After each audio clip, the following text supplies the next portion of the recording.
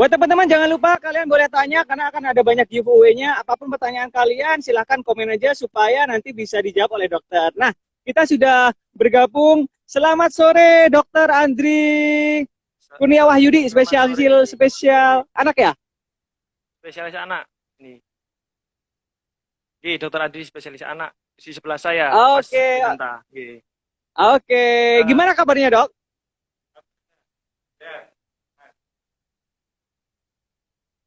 ya, sore nih. Sore. Iya. Halo dokter. Iya. Sore. Halo. Ini Ya, langsung oke. langsung saja Mas Yunanta ya. Jadi di sebelah saya ini Dokter Andri Kurnia Wahyudi spesialis anak yang akan Oke, memandu nantinya. Nggih. oke, siap-siap. Dok, kalau boleh tahu dengan dokter siapa ini? Saya dengan Hasan, Mas perawat. Perawat di RSUD Batu Oke, Jaga. oke. Halo Pak Hasan, salam kenal. Oke. Biasanya sama Ya. dokter Niluh nih. Sekarang ada Oke. dua-dua cowok-cowok keren ini kayaknya yang lagi hits di Oke. Banyuwangi. Alhamdulillah. Oke. Mungkin saya akan langsung ngobrol dengan Oke. dokter Andri. Andri Kurnia Wahyudi, spesial anak. Betul Oke. ya? Oke. Oke. Dok, Monggo saya persilakan jadi dokter. terima kasih Pak. Ya. Halo dok, sehat Ya. selalu dok ya? Ya, alhamdulillah. Kelihatannya udah fresh banget nih. Ini kayaknya udah persiapannya matang nih kayak dokternya nih. Atau setiap hari fresh gitu ya dok? Ya, enggak ada persiapan khusus ya. Seperti itu. Ya. Dok, dokter Andri, kita kan akan membahas mengenai kesehatan buah hati nih atau anak-anak tentunya ya. Kita ketahui bahwa di era pandemi ini banyak sekali orang-orang tua khususnya yang worry banget dengan kesehatan keluarganya nih dok, khususnya buat kesehatan anak-anak nih. Nah, ada nggak sih cara perawatan kesehatan yang simple yang bisa dilakukan oleh orang tua di rumah khususnya untuk kesehatan anak-anaknya dok? Ya, jadi ini sudah masuk di tipsnya ya, langsung kita tips. Hmm. Jadi pertama, kalau kita buah hati kita supaya sehat di era pandemi ini, pertama eh, buah hati kita itu kalau punya jadwal pemeriksaan rutin Hmm. di pelayanan kesehatan, seperti misalkan balita harus periksa berat badannya untuk mengetahui pertumbuhan dan perkembangannya, kemudian jadwal imunisasi, itu tetap dilakukan, tetap dilakukan. Oke. Ya, itu karena penting Hmm. dengan memperhatikan protokol kesehatan. Artinya seperti ini. Jadi kalau kita mau mengunjungi dokter atau ke puskesmas, kita bisa janjian dulu dengan puskesmas atau dokternya. Kemudian saat ini puskesmas, kemudian rumah sakit itu juga menyediakan tempat untuk pelayanan anak sehat. Jadi yang mereka datang untuk memeriksa tumbuh kembangnya, kemudian untuk vaksinasi atau imunisasi, itu mereka akan menyediakannya, disesuaikan seperti itu. Kemudian yang kedua, Oke. sebagai orang tua, kita itu Hmm. harus mendorong anak memberikan contoh untuk menerapkan protokol kesehatan, seperti cuci tangan, kemudian pakai masker pada anak di atas 2 tahun, kemudian menjaga jarak, kemudian etika batuk. Artinya etika batuk itu kalau kita bersin, kemudian batuk, menutup hidung dan mulut. Seperti itu. Kemudian yang ketiga adalah anak itu juga harus tetap aktif. Jadi sekarang ini anak kebanyakan di rumah dengan adanya pandemi. Betul, betul, dok. Sekolah Betul. aja libur, ngaji libur, semua libur sehingga di rumah. Nah, anak ini penting untuk tetap aktif. Jadi kalau anak usia 3 sampai 5 tahun, sepanjang waktu, sepanjang dia membuka mata, dia harus aktif. Jangan biarkan anak-anak kita itu dalam kondisi yang duduk aja aktivitasnya. Misalkan menonton Oke. TV duduk, main game duduk. Kalau anak usia antara 6 sampai 17 tahun, setidaknya 1 jam itu dia harus punya aktivitas fisik yang moderate sampai yang vigorous. Artinya harus ada minimal 1 jam dalam 24 jam sehari.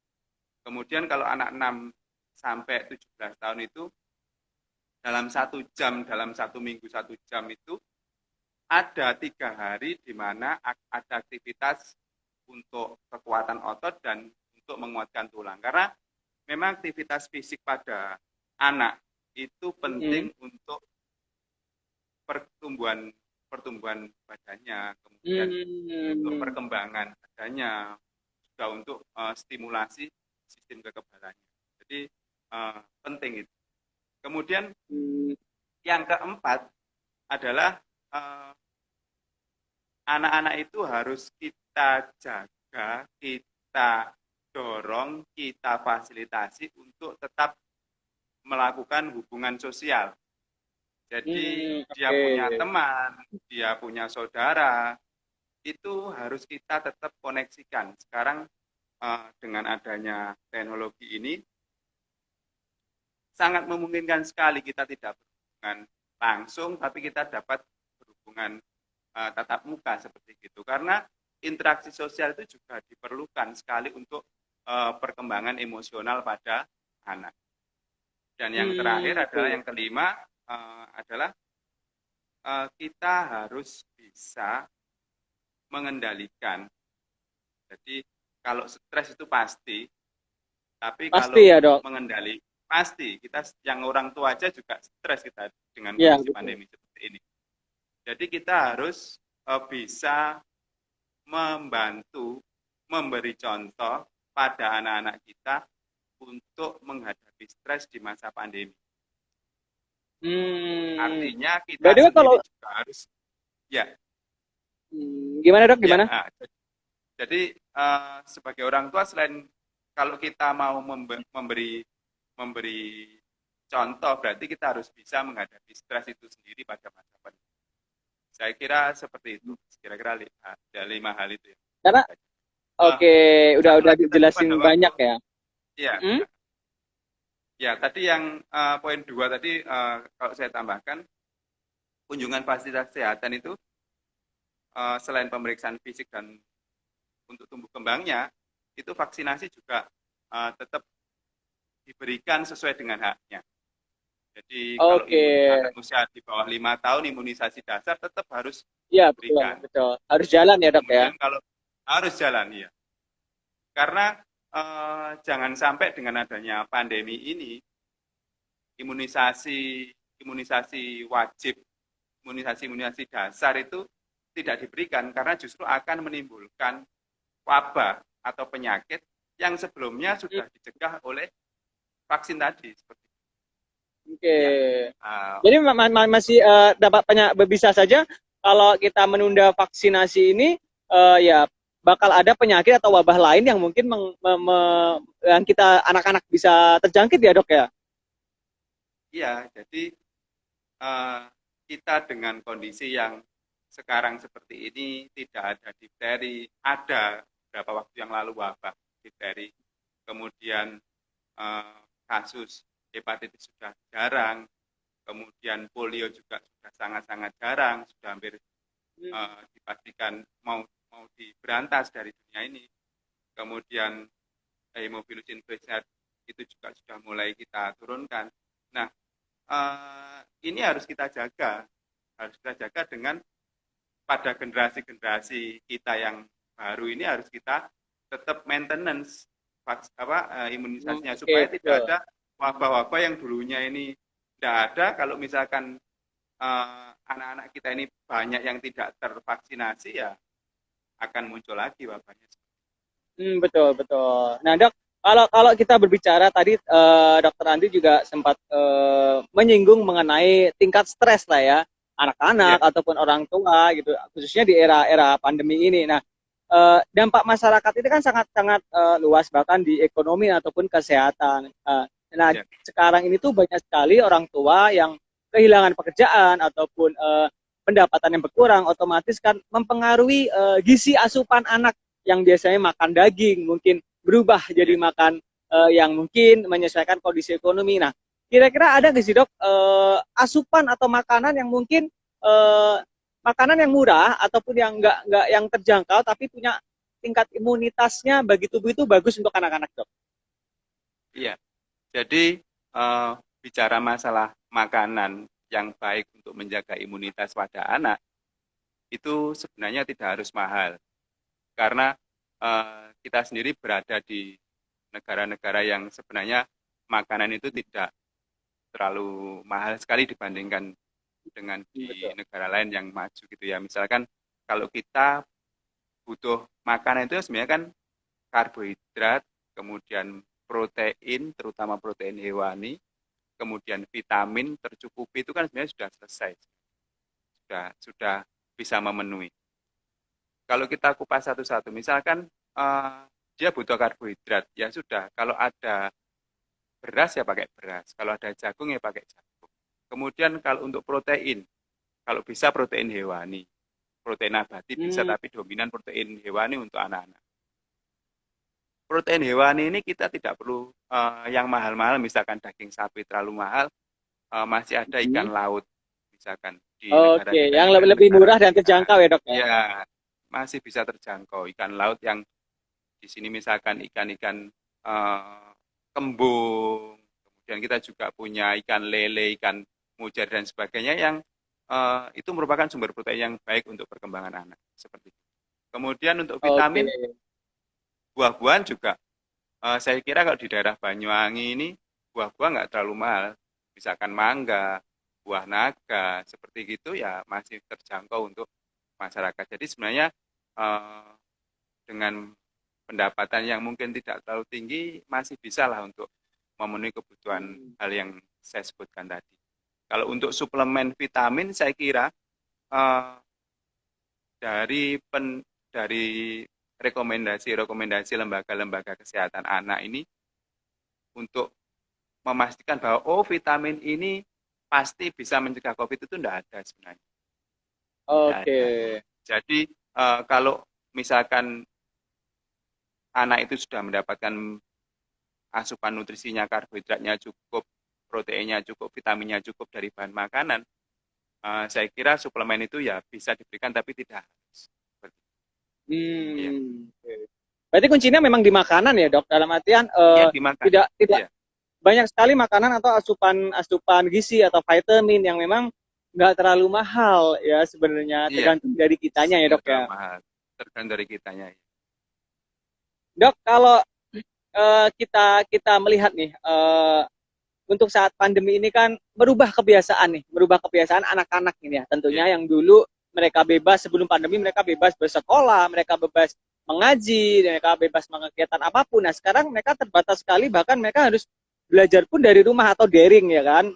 Dia harus semuanya serba online, bahkan tidak menutup kemungkinan tugas-tugas dari sekolah pun itu banyak sekali gitu kan. Nah ini kan pasti akan mempengaruhi fisik juga dok ya, fisik anak-anak dan juga mentalnya mereka nih, khususnya untuk anak-anak gitu. Nah ada nggak sih dok treatment khusus misalnya supaya dengan adanya aktivitas yang padat banget ini mereka bisa tetap fit atau imunnya dan kesehatannya bisa terjaga dok? Ya, jadi ini sebenarnya penjelasan dari poin-poin saya yang sebutkan di awal tadi, ada 5 tadi. Jadi untuk perkembangan fisik dan mental anak yang baik pada masa pandemi ini memang perlu sinergi antara orang tua dan lembaga pendidikan dan juga untuk pemerintah. Memang ada ada hal negatif karena COVID ini, karena kita jadi tidak bisa ketemu, anak-anak itu tidak bisa tatap muka, kemudian tergantung pada internet, eksesnya banyak sekali. Eksesnya banyak sekali. Kalau orang yang mampu mungkin bisa membeli kuota dan sebagainya, sehingga mereka hampir tidak terganggu dengan adanya seperti itu. Tapi kalau orang-orang yang nggak mampu beli kuota itu susah. Jadi makanya mungkin ada gap untuk mendapatkan pendidikan yang layak itu semakin besar. Kemudian aktivitas fisik. Anak banyak duduk, banyak tidur, banyak menggunakan gadget. Ini obesitas ini juga jadi kegemukan. Ya, betul. Jadi ya, nah sebagai kita ngomongnya sebagai orang tua aja. Kalau ngomong pemerintah dan sebagainya, saya kira Terlalu luas sih bahasanya dok itu ya. terlalu luas ya. Kita dari kacamata orang tua aja. Nah, tapi sebenarnya ada sisi positif yang kita bisa dapat dari pandemi ini, ada yang kita bisa bisa lebihkan. Jadi gini, kalau pada masa sebelum pandemi ini orang tua itu sibuk sekali, Betul betul dok. kerjanya itu sibuk sekali. Nah, pada masa pandemi ini justru kita banyak di rumah, kerja dari rumah, artinya kesempatan bertemu anak itu jadi lebih Betul. banyak. Sehingga kita itu sebenarnya punya kesempatan untuk mendidik anak kita. Jadi kita bisa mengajarkan etika pada anak kita, kemudian mulai membentuk karakternya sesuai dengan apa yang kita inginkan, itu kesempatannya di sini sebenarnya.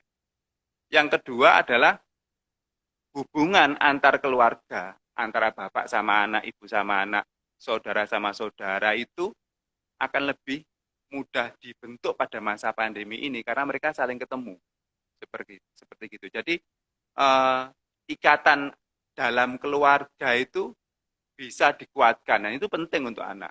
Untuk Hmm. menumbuhkan rasa solidaritas kekeluargaan itu penting.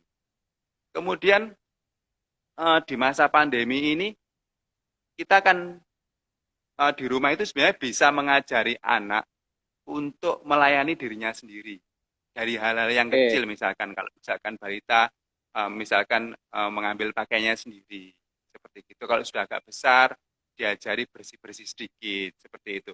Yang itu sebenarnya mungkin kalau pada masa pandemi kita tidak mungkin nunggu anak kita sampai sejauh Betul itu, mungkin betul iya. betul. Jadi itu sebenarnya kesempatan buat kita. Jadi kalau misalkan hanya untuk bersih-bersih rumah, nyapu, hal-hal yang kecil gitu, kalau anak-anak SD kelas 4, kelas 5 sudah bisa kita ajari bertanggung jawab terhadap hal-hal seperti gitu. Jadi saya kira itu baik untuk anak kita libatkan untuk hal-hal seperti gitu. Kemudian misalkan hanya untuk misalkan kalau kita sudah punya, misalkan nyuci kita nggak bisa sendiri, misalkan kita laundrykan, misalkan hanya untuk menerima laundryan dari orang yang ngantar laundry, seperti itu gitu. Yang Oke. simpel-simpel gitu tapi punya tanggung Betul betul. jawab itu sebenarnya untuk anak itu baik sebenarnya seperti gitu. Jadi masih ada itunya Mas, masih ada sisi positifnya saya kira. Oke. Seperti gitu. Jadi memang memang betul kata Dokter Andri bahwa memang kegiatan fisik itu bisa dilakukan di rumah itu secara simpel aja ya, contoh-contoh kecil Iya, aja ya dok fleksibel. ya. Iya. Nah dok, kebetulan kita ada pertanyaan nih, beberapa pertanyaan yang sudah masuk lewat direct messenger kita, dan beberapa teman-teman Ya. yang online sudah mulai bertanya. Nah buat teman-teman yang Ya. online silakan bertanya, terutama pertanyaan yang berhubungan dengan tema kita hari ini, karena setiap pertanyaan nanti yang dibacakan akan mendapatkan goodie bag menarik dari Trans Studio Mini Jember. Dok, ini ada beberapa pertanyaan dari tim kita yang di belakang yang sudah berkeluarga dan beranak gitu. Iya, oh iya, Ini iya, iya, iya. pertanyaan, ini pertanyaan gini, Gimana, gimana? dok, anak saya kan usianya 6 tahun dan memiliki Mm-mm. berat badan hampir 40 kg. Apakah ini Oh, normal dok atau bisa disebut dengan obesitas? Ada nggak cara supaya bisa menurunkan berat badan anak saya dok? ya. Jadi kalau anak 6 tahun beratnya 40 itu minimal dia overweight. Normalnya kira-kira 6 tahun Oke. itu 12 tambah 8, kira-kira 20 lah kalau 6 tahun idealnya. Hampir 2 kali lipat nih dok ya? Kalau 2 kali lipat, ya saya bisa, harusnya kalau kita menentukan anak itu obes itu kita lihat grafik grafik apa Hmm. nilai berat badan normal pada anak sesuai usianya. Tapi kalau 40, insya Allah obes itu. Nah, Oke. mengatasi obes itu sebenarnya ya kembali dari apa yang saya sampaikan tadi, menjaga aktivitas fisik tadi.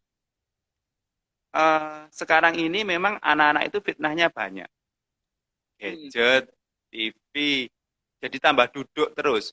Duduk, tidur, makan. Duduk, tidur, makan, duduk, tidur, makan. Nah, akhirnya tambah gemuk. Jadi Iya hal betul yang dok. simpel, ya.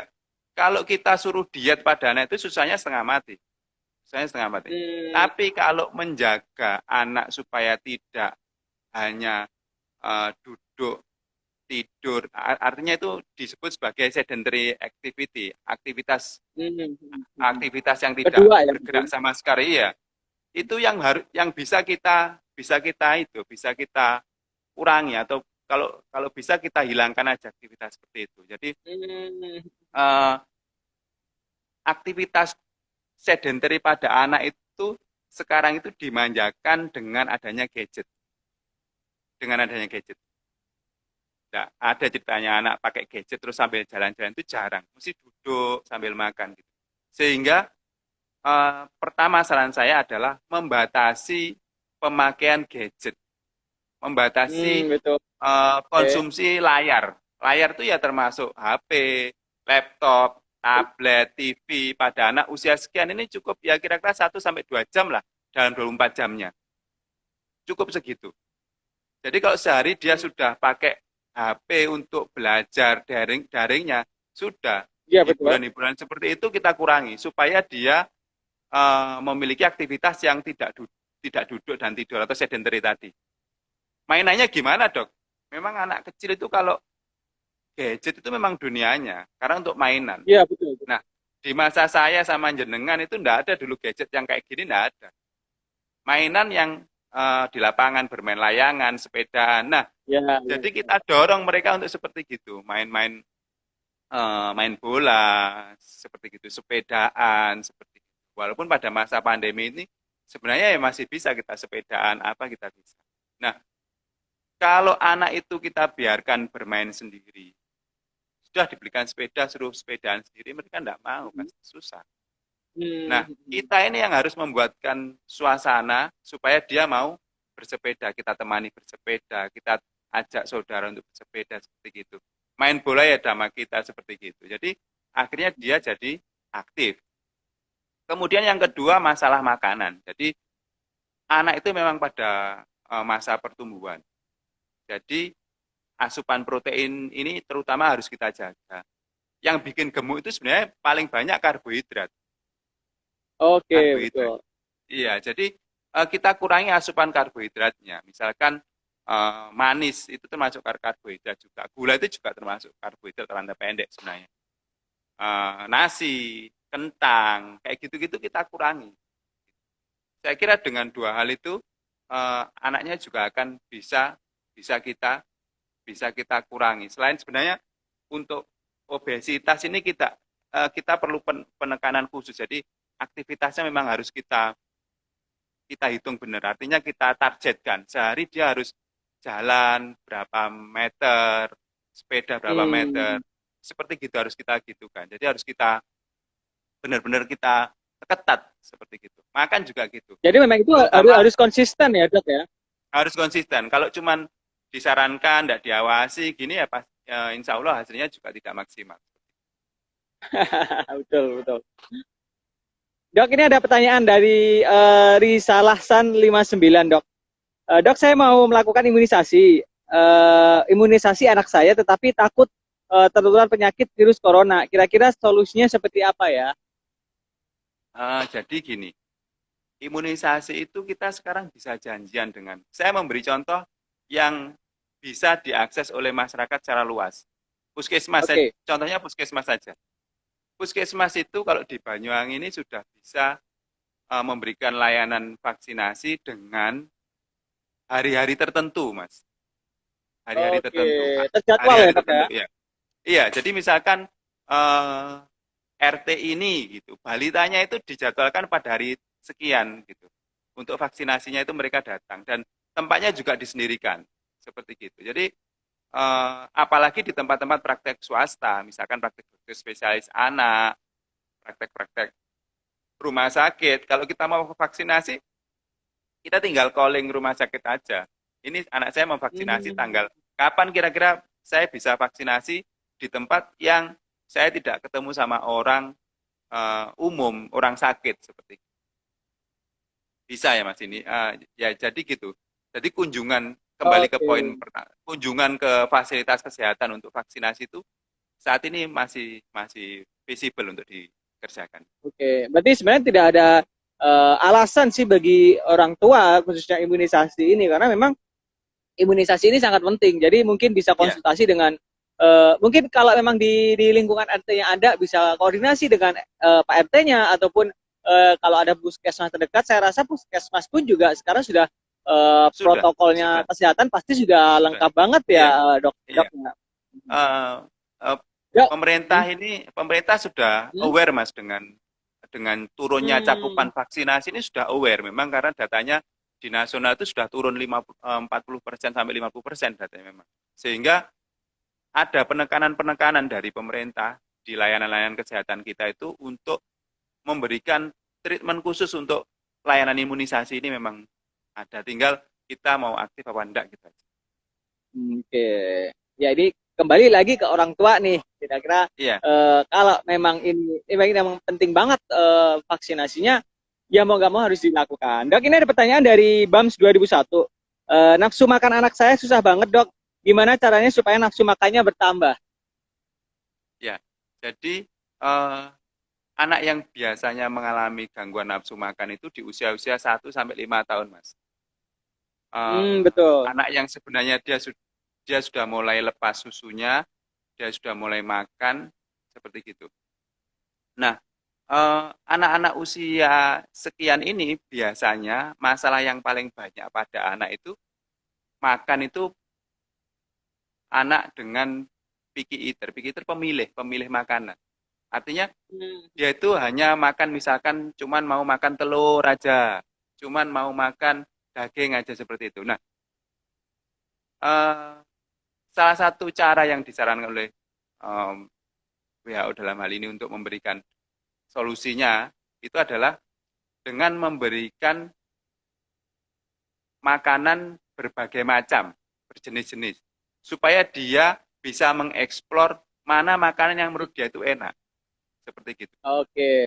Kita itu kadang memberi makan pada anak itu seperti kita makan, padahal dunianya Iya, sudah betul. beda. Betul. Jadi Iya. misalkan kita ngasih makan nasi, dikasih sayur, dikasih telur. Kita aja makan kayak gitu lama-lama bosen juga. Apalagi anak kecil yang Betul. dia itu keinginan untuk mengeksplorasi rasa itu masih besar-besarnya. Kayak kita baru Hmm. belajar naik sepeda, kita pengen jalan kemana-mana. Seperti gitu. Anak kecil baru makan, itu dia pengen nyobai sesuatu yang lain. Kayak gitu. Sehingga kalau supaya nafsu makan anak bertambah, kita jangan monoton ngasih makannya.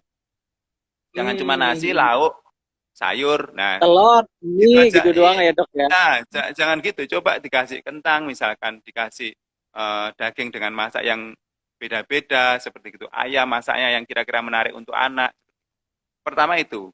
Kedua adalah Hmm. yang paling sering terjadi adalah jadwal makannya. Anak itu tidak ada yang tidak lapar, tidak ada, Mas. Anak itu pasti Oke. lapar. Nah, Tapi, lapar tapi itu terkadang mereka ketika mereka diajak makan tuh kadang susah, dok. Mungkin karena ya sibuk ini. mainan atau yang sebagainya gitu, dok. Jadi gini, anak itu pasti lapar kalau lambungnya kosong. Nah, Oh, I see. Oke. pengisian lambung itu kira-kira 2 sampai 4 jam. Jadi berilah makan ketika lambung kosong. Artinya gini, dalam 24 jam itu dia bisa kita jadwalkan makan utama 3 kali, snacknya 2 sampai 3 kali. Antara makan utama ke makan utama itu kira-kira 6 sampai 8 jam. Antara snack sama makanan utama itu 3 jam. Jadi prinsip memberikan makanan sedikit-sedikit pokok masuk itu salah. Jadi berilah Oh, wah, makan berarti saya salah di ini, dok. jamnya. Berarti saya Salah. salah ini. Jadi Oh, berilah gitu ya, makan dok. di jamnya. Iya, di jamnya. Misalkan Eh, jam 7 waktunya makan. Kasih makan itu, makan. dok ya. Kalau iya, jam 7 waktunya makan, kasih makan. Kalau misalkan dia tidak habis atau dia tidak mau, sudah biarin. Jangan dimarahi, jangan dipaksa. Misal kasih waktu 20 sampai 20 menit lah untuk dia makan.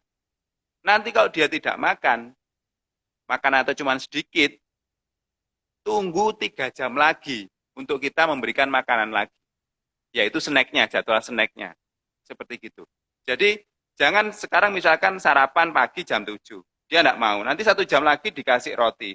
1 jam lagi dikasih apa? Pasti di jam snacknya jam 10 dia nggak terlalu banyak karena belum terlalu lapar seperti itu. Lapar, iya betul betul. Ya, Kemudian pada waktu makan itu jangan ada distraksi. Distraksi itu gangguan. Jadi nggak boleh ngasih makan anak sambil jalan-jalan. Ngasih makan anak sambil nonton TV. Ngasih makan Bahkan sambil anak, bersepeda pun bisa ya, kadang-kadang orang tua itu nah itu gitu nggak dok. boleh. Nah, jadi akhirnya anak itu tidak fokus makan. Nggak fokus makan, seperti gitu. Jadi makan itu eh, sesuai jadwalnya, kemudian jenisnya kita perhatikan yang saya bilang tadi Mas, eh, kita harus bervariasi, memang bervariasi ini kita harus ekstrim memberikan contoh makanan itu harus kalau perlu kita jadi koki untuk anak kita. Kemudian jumlahnya juga harus kita perhatikan, kemudian jangan ada paksaan. Jangan ada paksaan, jangan ada pengalaman jelek makan pada anak. Maksudnya gini, kalau kita itu makan, anak kita itu makan kemudian dengan marah-marah, di dalam hatinya anak itu, saya ini makan kok tiap hari tengkar sama ibu, sama bapak. Jadi dia tidak punya kesan yang baik pada waktu makan. Jadi makan itu tidak boleh dipaksa, nggak boleh dibujuk, nggak boleh. Misalkan kalau makan dibelikan mobil-mobilan misalkan, nggak boleh. Ya sudah makan ya memang harus dia makan, seperti gitu. Kemudian yang keempat tidak boleh ada distraksi itu gimana? Oke. Distraksi itu kan lebih ke gangguan. Lebih ke gangguan ya dok, itu kan. Iya. Oke. Dok kalau misalnya gini, terkadang kan kalau kita melihat orang tua itu kan banyak yang bekerja dok ya. Mungkin ayahnya bekerja, ibunya mamanya bekerja, mungkin di rumah pun sama UT-nya gitu kan. Mungkin kayak saya dok ya. Jadi, nah kadang-kadang tuh mungkin kadang-kadang tuh lebih ke ya udah deh sesekali kita makan fast food deh gitu kan, ya lebih simpel. Itu kira-kira boleh nggak sih dok? Fast food itu kan sesuatu yang menunjuk pada makanan yang cepat disajikan, Mas. Betul. Makanan yang cepat disajikan. Tapi sebenarnya konotasi buruknya itu kan karena fast food itu tinggi karbohidrat, kemudian lemaknya tinggi, seperti gitu, terus kemudian banyak pengawetnya. Tapi sebenarnya fast food itu kalau kita konotasikan ke arah makanan-makanan yang cepat kita masaknya tapi nilai gizinya itu kita pertanggungjawabkan juga enggak masalah. Gitu. Okay. Misalkan kentang goreng sama daging terus ada sayurnya ya enggak apa-apa. Enggak apa-apa gitu, seperti gitu. Yang jadi istilah konotasi. Tapi kalau misalkan fast food-nya tiap hari seperti yang kita konotasikan, sebut merek, enggak usah sebut merek misalnya. Ayam goreng, kentang goreng kayak gitu-gitu terus monoton terus seperti itu ya enggak bagus. Karena kita perlu memperhatikan nilai gizinya, karbohidratnya, proteinnya, kemudian vitaminnya juga kita perhatikan. Jadi kalau cuma numpuk di karbohidrat aja ya bikin gemuk kayak gitu. Oke, memang sebenarnya orang tua juga harus aware juga ya dok, dalam artian makanan yang harus dikonsumsi anak seperti apa. Iya, jenisnya itu harus jenisnya itu kita harus perhatikan juga. Kalau masalah cara penyajiannya sih enggak masalah sebenarnya. Oke, karena memang tapi tetap mungkin yang berlebihan juga nggak bagus ya dok ya. Mungkin misalnya kadang-kadang ya udah fast food terus aja dulu, karena mungkin orang tua sibuk juga nggak bagus juga ya dok ya. Iya, akhirnya kalau fast food misalkan yang kita persepsikan bersama ini kan memang tinggi di kadar karbohidratnya, Mas. Di karbohidratnya yang banyak sehingga itu bikin anak gemuk seperti itu. Oke, dok ini ada pertanyaan dok dari Sandi dok.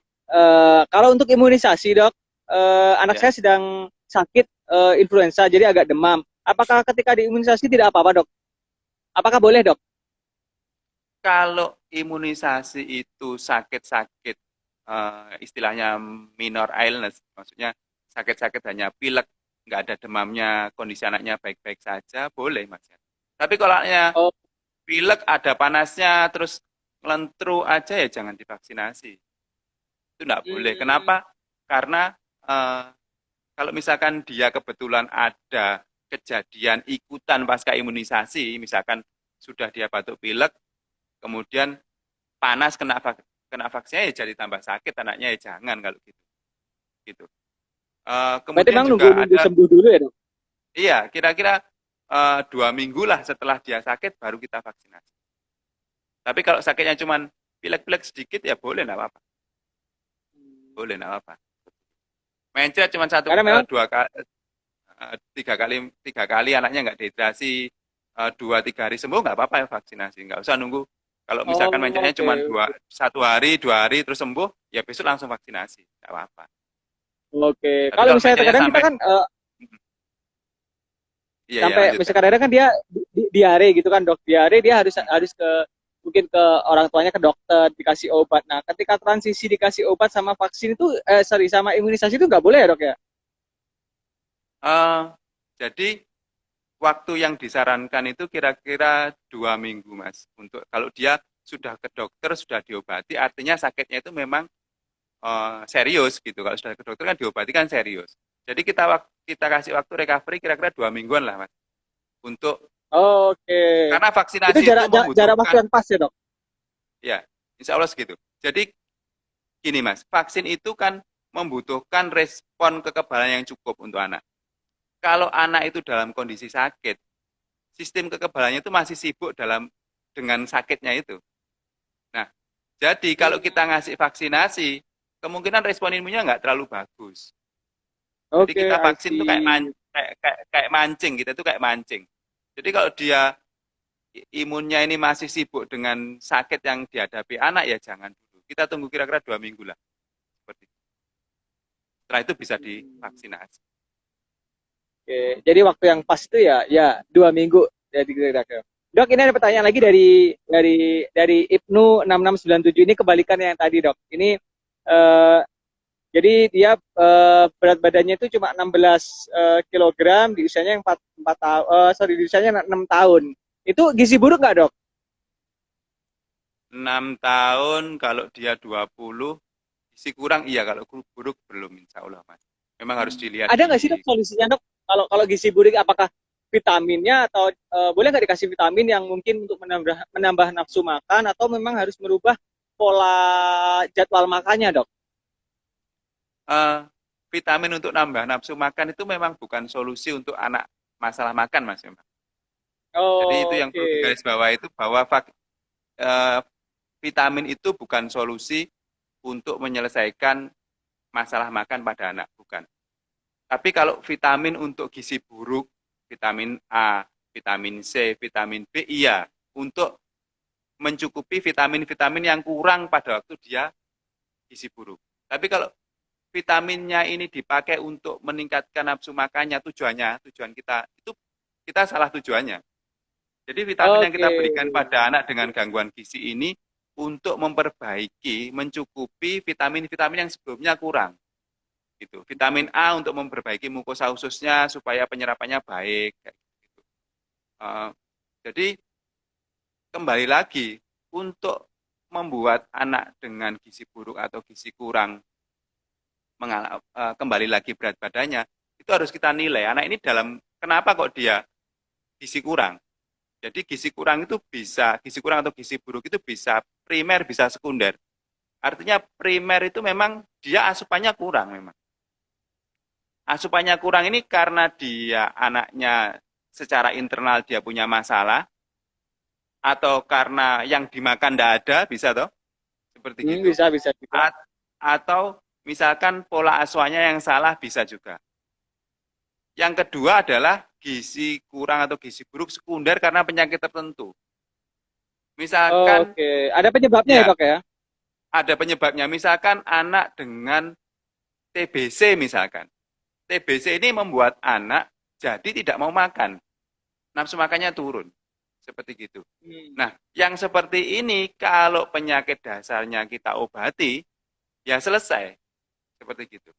Misalkan gizi kurang atau gizi buruk karena ternyata anak ini punya diabetes pada anak. Ya kita obati diabetesnya, berat badannya akan naik. Seperti gitu. Jadi Hmm. memang untuk menyelesaikan, oh anak saya ini kok berat badannya kurang dok, gimana? Ya memang harus kita cari itu penyebabnya dulu apa. Jadi kita tidak langsung, oh kasih vitamin ini Pak, sembuh, enggak. Atau Bu, enggak.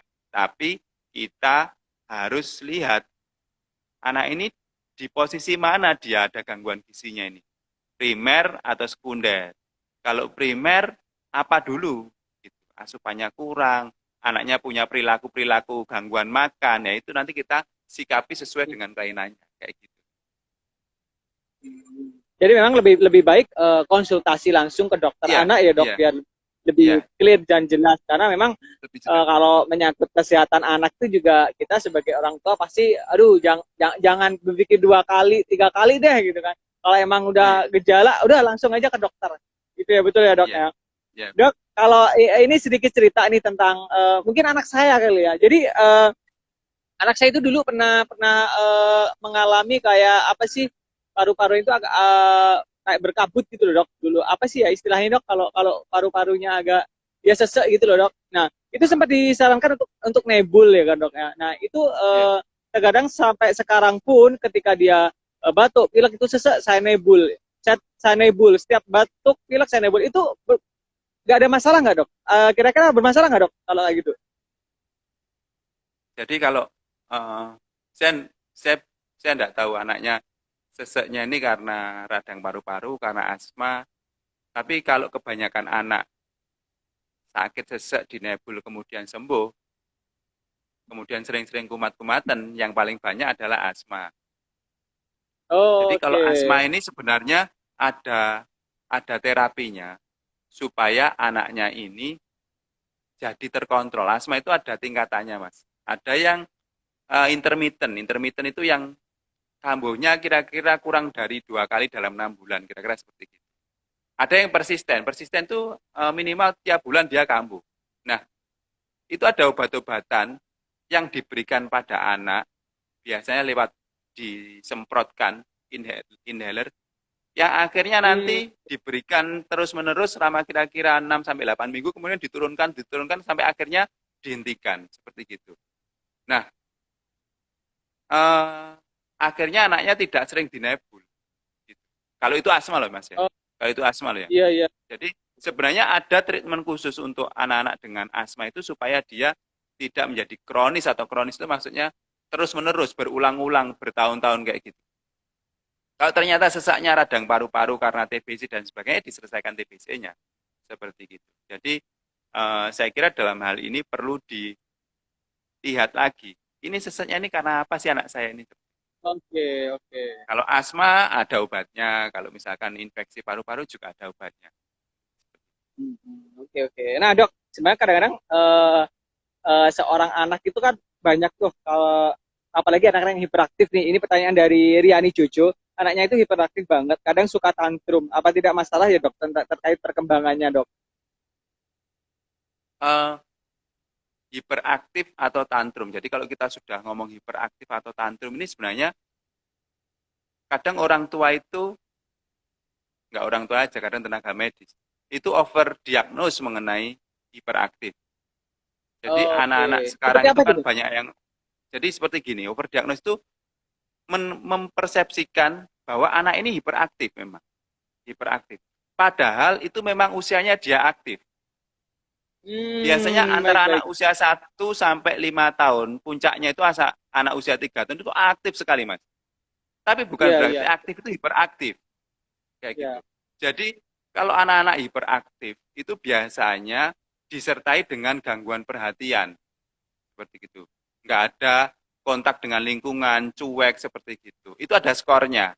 Kalau kita periksa anak itu ada skornya, dilihat Oke, skornya ini hiperaktif atau tidak, seperti itu. Nah, kalau hiperaktif seperti itu juga ada solusinya. Solusi solusi uh, medikamentosa dan psikoterapi juga ada solusinya. Kalau ternyata anak itu hiperaktifnya karena memang usianya dia aktif, ya sebagai orang tua ini lagi yang harus merubah bagaimana mensikapi, memberikan asuhan pada anak yang memang memang dia kalau hiperaktif, ya itu seperti tadi yang waktu dia makan itu dia aktif-aktifnya pengen mencari apa yang mau dia makan. Kalau main ini dia pengen lihat, pengen apa, seperti gitu. Ini sebenarnya opportunity untuk kita untuk merangsang perkembangan otaknya, untuk merangsang perkembangan badannya, seperti gitu. Memang harus difasilitasi. Nah, jadi kadang kita sebagai orang tua itu salah mempersepsikan, oh ternyata anak ini nakal, anak ini hiperaktif, padahal dia memang dia butuh sesuatu yang dia ekspresikan seperti gitu, Mas. Jadi saran saya untuk Hmm. orang tua yang khawatir mengenai anaknya dengan hiperaktif, itu pertama datang ke dokter puskesmas untuk di screening apakah ini hiperaktif atau tidak. Kalau dokter Oke, puskesmasnya oke. enggak bisa men-screening, ke dokter spesialis anak. Nah, di situ akan bisa diketahui bahwa hiperaktifnya ini sebuah kelainan atau fase dalam perkembangannya dia. Kayak gitu. Hmm. Jadi nanti sikapnya juga akan lebih pas. Kayak gitu. Kasihan kalau Tapi anak kita sebenarnya itu ternyata hiperaktif gimana dok? gimana Gimana dok? gimana gimana. Kasihan kalau Sebenarnya kalau ternyata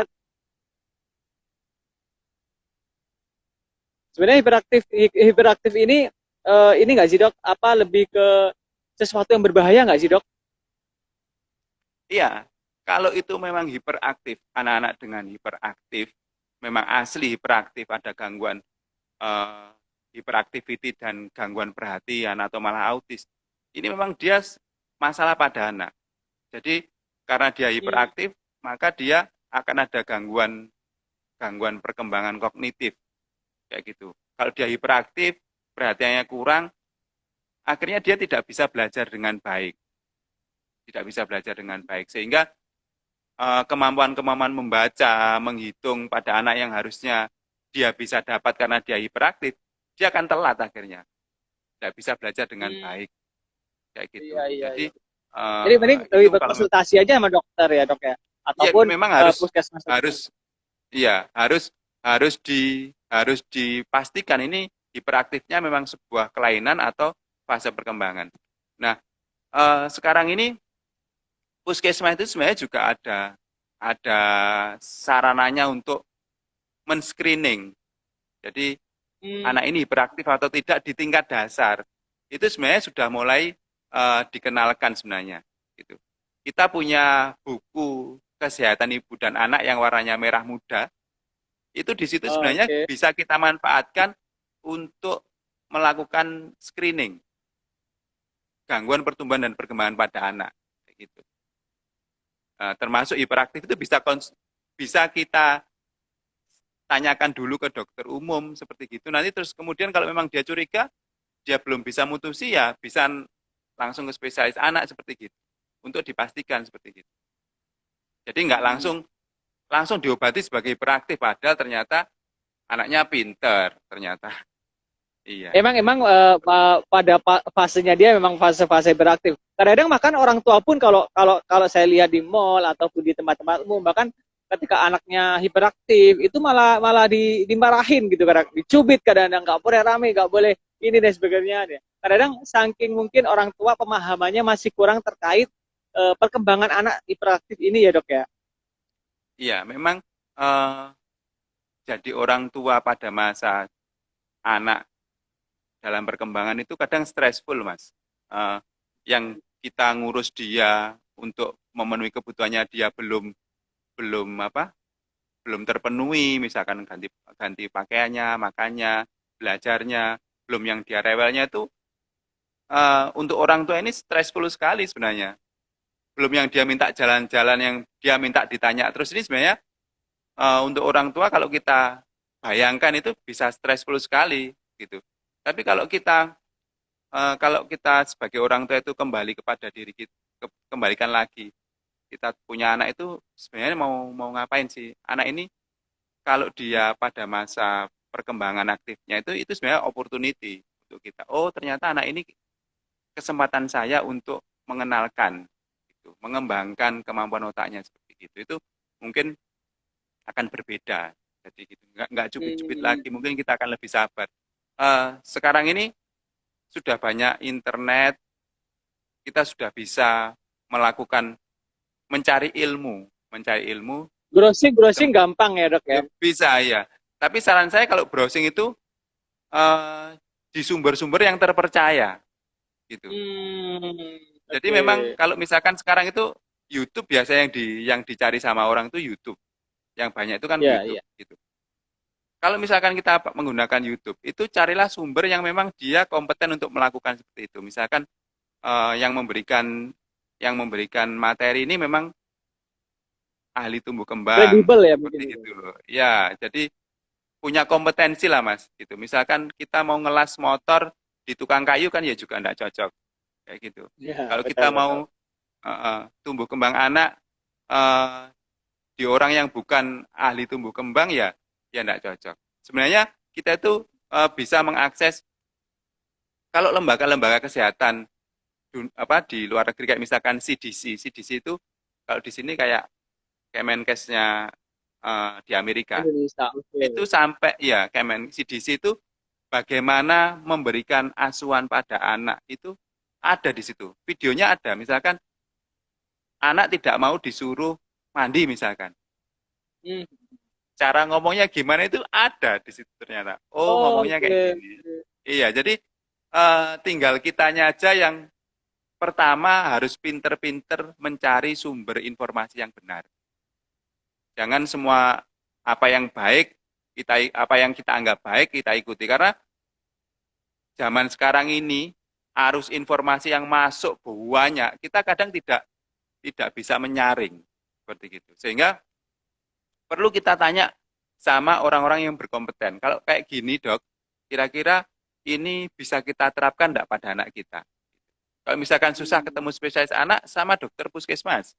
Dok, kalau sumber ini kira-kira kredibel enggak sih? Bisa dipertanggungjawabkan enggak sih? Kayak saya kira gitu. Jadi Oke, tinggal oke. kita, Jadi memang lebih pinter aja sebagai orang tua dok ya. iya. Dok, ini ada pertanyaan dari MH Rishi mengatakan bahwa Assalamualaikum dokter, Waalaikumsalam. Anak saya umur 3 bulan, namun beberapa hari ini tidak mau minum susu. Berat badannya jadi turun. Saya coba susu formula, tetap tidak mau dokter. Mungkin kiat-kiat agar anak saya bisa terpenuhi dok. Nah, ini 3 bulan dikasih susu formula ini juga pertanyaan buat saya sebenarnya. Jadi memang anak usia 6 bulan itu kayak sebenarnya ASI gitu. ASI nomor Iya, 1. betul. Nah, kalau misal jadi anak pada usia di bawah 6 bulan itu mereka tidak banyak makanan yang tidak ada memang makanan yang pada anak usia di bawah 6 bulan, cuma susu aja, susu ibunya terutama. Kalau dia tidak mau minum susu, itu pasti ada sesuatu. Pasti ada sesuatu. Oke. Misalkan ada sariawan, gitu. Ada sariawan di Tapi kalau mulutnya, kalau kayak gitu. kalau memang asinya nggak keluar gimana dok? Boleh ASI susu tidak formula dok? keluar, ASI tidak keluar itu biasanya gagal di dalam usaha mengeluarkannya di hari-hari pertama melahirkan. Gitu. Di hari-hari Oke. pertamanya. Jadi tidak ada pendampingan karena memang kalau kita jadi ibu baru itu ilmu menyusui itu sebenarnya sesuatu yang sulit juga Mas sebenarnya. Bagaimana posisinya, bagaimana ASI itu dikeluarkan, caranya seperti apa. Itu kalau orang tua tidak terinform dengan baik bahwa ASI itu untuk keluar harus dirangsang dulu oleh hisapan mulut bayi supaya saraf-saraf yang di payudara itu mengeluarkan rangsangan ke otak sehingga otaknya mengeluarkan hormon ASI-nya keluar seperti gitu. Sampai kapan ASI itu bisa ditunggu supaya nggak ngasih susu formula kayak gitu memang orang tua memang juga harus belajar gitu. Harus ada pendampingan biasanya gitu seperti gitu. Ya alhamdulillah Termasuk konsumsi sekarang ya dok ya? gimana? Termasuk Makanan. mungkin asupan atau makanan untuk Iya, penambah iya. ASI orang tua gitu? Kalau habis melahirkan itu sebenarnya tidak ada makanan khusus supaya ASI-nya lancar, tidak ada. Asalkan proteinnya banyak, karbohidratnya cukup, seperti gitu ya dia lancar sendiri. Yang penting untuk ASI supaya keluar itu adalah menyusuinya, inisiasi menyusunya. Jadi bagaimana membuat bayi itu bisa menghisap ASI susu ibunya, payudara ibunya itu yang penting sebenarnya. Sehingga rangsangan ke payudaranya maksimal, hormon yang dikeluarkan otak maksimal, ASI-nya keluar. Tapi kalau ternyata ada masalah khusus pada ibunya gizi buruk, sampai nggak bisa keluar ASI-nya, nah itu lain lagi. Itu bisa ya harus pakai susu formula karena memang nggak ada makan lain selain susu pada bayi ini kayak gitu Mas. Dan Atau konsultasi memang ke dokter tentu. iya atau memang ada masalah bayinya nggak bisa minum ASI ibunya karena ibunya punya masalah penyakit yang bisa menularkan lewat ASI ya itu lain lagi. Kasih susu formula boleh. Kayak gitu. Oke. Jadi memang tergantung dari step awal dia Awalnya, iya. merangsangnya, Dok ya. Oke. Iya, Dok, ini ada iya. pertanyaan dari Kakung Dars, mungkin sudah dijawab sebenarnya sama dokter tadi. Mungkin ada tambahan. Cucu saya sekarang malah sering lihat handphone daripada bersosialisasi dengan temannya. Karena pandemi ini, dokter. Bagaimana cara ngeremnya, dok? Cara ngeremnya, HP-nya diambil dulu. Jadi Iya bosnya itu betul. kita, Habisnya diambil lagi, bos, dok ya. bosnya itu kita. Anak itu kalau sudah tidur, HP-nya diambil, bilang aja, HP-nya rusak, HP-nya apa? Kemudian kita ganti yang lain, dibuatkan mainan yang lain. Kalau itu sama kakungnya ajak cucunya bermain, misalkan main bola, main layangan, diajak main mancing kecil-kecilan di rumah misalkan, kayak gitu. Bikin tembak-tembakan dari pelepah pisang, misalkan bikin mobil-mobilan dari bekas-bekas kardus, seperti gitu. Saya kira anak akan terhibur, berpindah, perhatiannya akan berpindah, kayak gitu. Jadi Jadi, kreativitas uh, orang tua sih sebenarnya, dok ya. iya memang, Gimana cara? iya memang, Karena memang karena seperti terkadang ada, dok, kita sebagai orang tua pun, saya pun kadang-kadang ketika dia dia main gadget kita batasi gitu. Tadi ketika dia diambil itu dia merengek. Kadang-kadang kan kita agak-agak tega, dok ya, dia menangis, merengek gitu agak-agak nggak tega. Jadi mungkin ada beberapa orang tua, yaudah deh sedikit lagi, akhirnya kebiasaan terus sedikit lagi, ya. akhirnya anak merengek terus supaya dapetin handphone gitu deh, benar kan, dok ya? Ya betul. Selain itu juga kita sebagai orang tua juga kadang tidak memberikan contoh pada anak.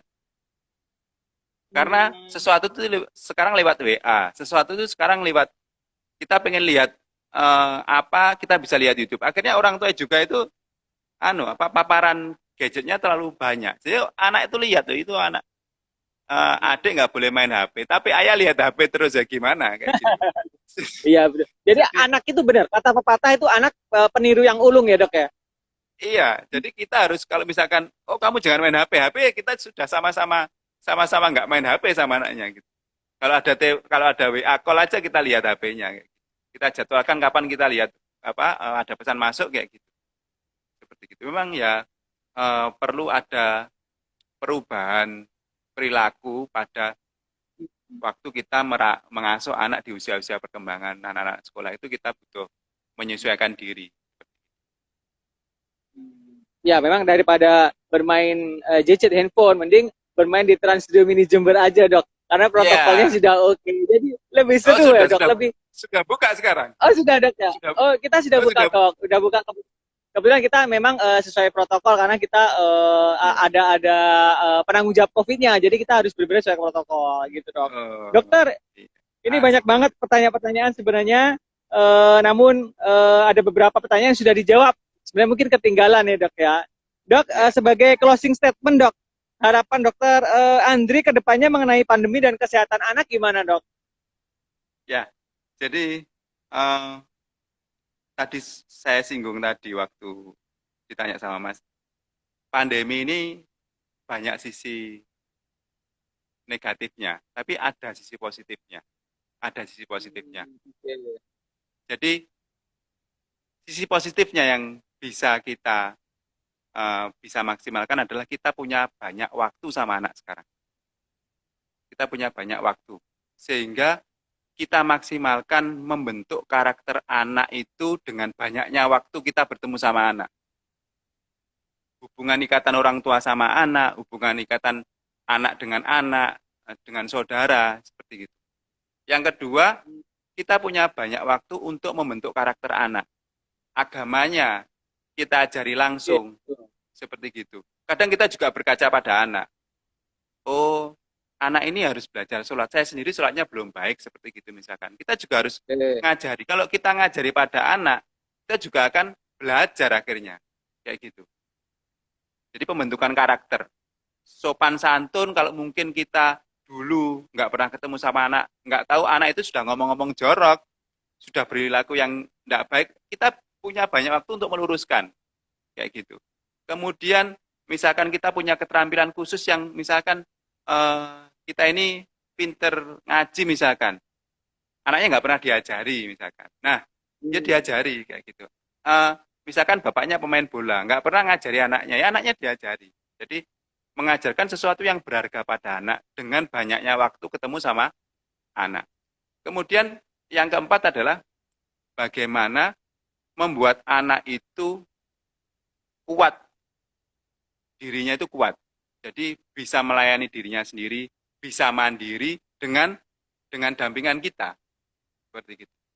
Dengan dampingan kita, bagaimana dia bertanggung jawab terhadap hal-hal yang, misalkan kalau anak sekolah ya menyiapkan bukunya sendiri, menyelesaikan tugasnya pada waktu daring, Betul, kayak gitu. betul sekali. Jadi menyiapkan kalau makanan sudah ada di meja, tinggal makan, nggak diambilkan, kayak gitu-gitu. Atau mungkin bikin makanan sendiri kayak gitu, kita dampingi banyak waktu. Dan yang terakhir Jadi, adalah, Pak, gimana dok? yang terakhir adalah kita membuat anak itu jangan sampai stres. Memang dengan pandemi ini pendapatan kita turun dan sebagainya. Betul sekali. Jangan kita tunjukkan pada anak. Jangan kita tunjukkan pada anak. Kita memang harus benar-benar bisa mensikapi masa pandemi ini supaya tidak nular pada anaknya. Maksudnya stresnya itu supaya tidak nular pada anaknya. Kira-kira berpikir itu, positif ya dok ya? Iya, jadi kita jangan, memang ya pandemi ini tidak tahu kita akan berakhir kapan, kita tidak tahu. Tapi bukan berarti kita itu terus akhirnya kalah dengan pandemi ini. Kita dengan situasi yang serba terbatas ini terus akhirnya jadi susah, jangan.